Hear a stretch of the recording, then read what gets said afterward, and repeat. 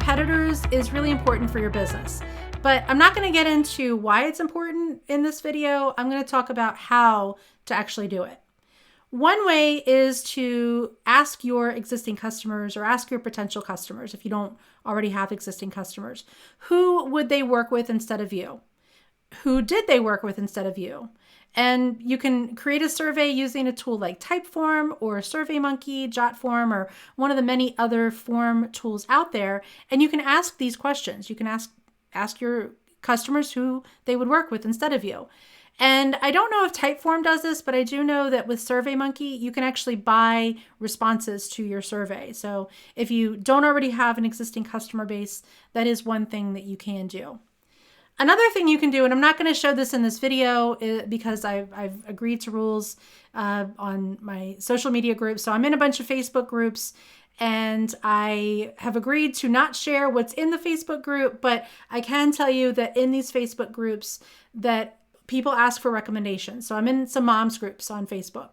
And in the moms groups, people will say, where can I go to get a cup of coffee? Where can I go to buy diapers for my child?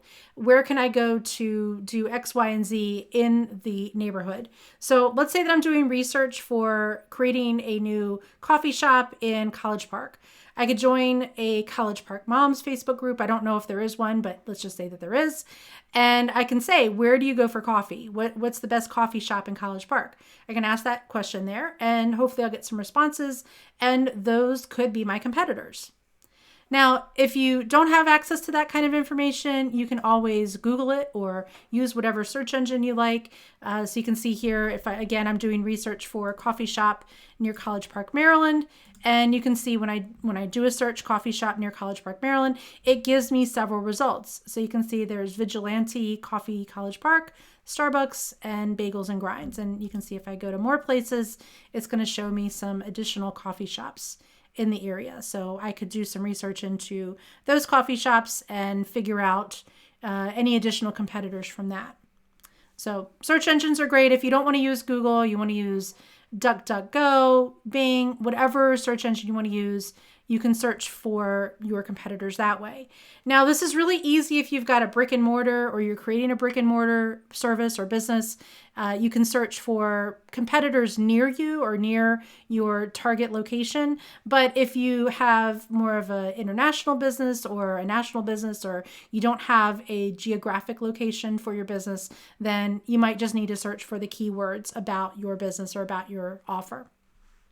Now, another thing you can do is go to trade shows and industry events about the business. So there's a really good chance you already know of some. If you don't, again, you can use your search engines to find that information. If I'm doing research for coffee shops, coffee trade shows, that would be a good thing to search for. And you can see there are quite a few. We've got a few events listed here.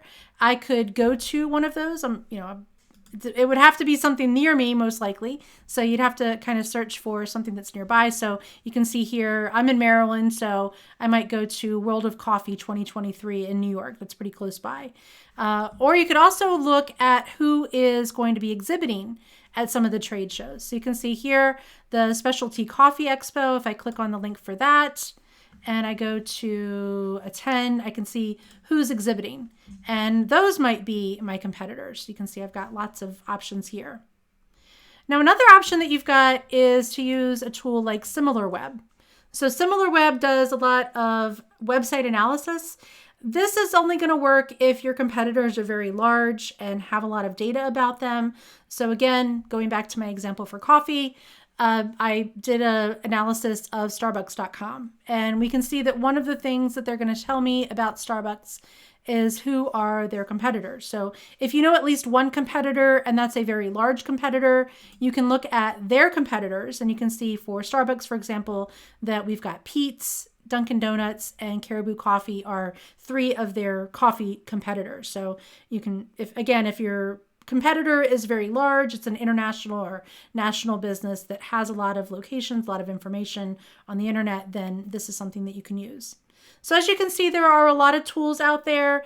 There's a really good chance that you're going to spend a lot of your time or most of your time, depending on your offer, you're going to probably spend a lot of your time doing the research on social media search engines and surveying your existing customers. So take the time to do all of that, use all of these tools that you've got out there, and let me know if you have any questions about it. But thanks for watching, and I will see you next time.